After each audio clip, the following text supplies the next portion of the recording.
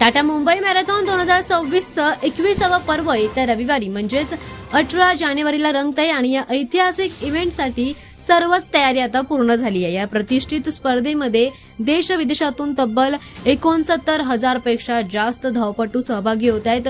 जवळजवळ 69,000हून जास्त स्पर्धक या स्पर्धेमध्ये सहभागी होतानाच पाहायला मिळतंय, जो आतापर्यंतचा सर्वात मोठा सहभाग असल्याचं पाहायला मिळतंय।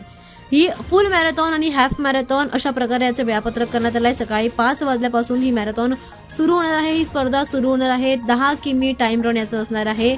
दरम्यान याशिवाय ड्रीम रन, सिनियर नागरिक रन आणि डिसेबिलिटी रन यासारख्या इव्हेंट्स सुद्धा सकाळी टप्प्याटप्प्याने सुरू होतील असं देखील म्हटलं जात आहे।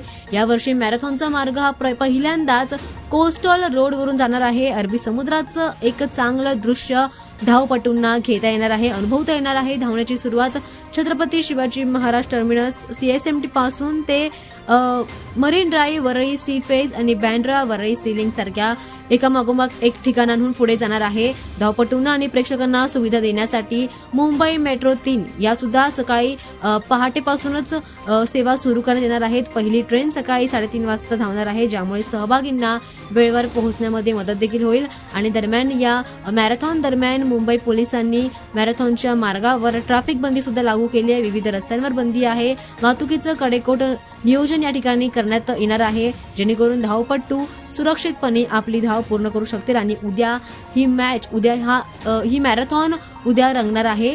उद्या हे संपूर्ण परिसर टाटा मुंबई मॅरेथॉनने रंगू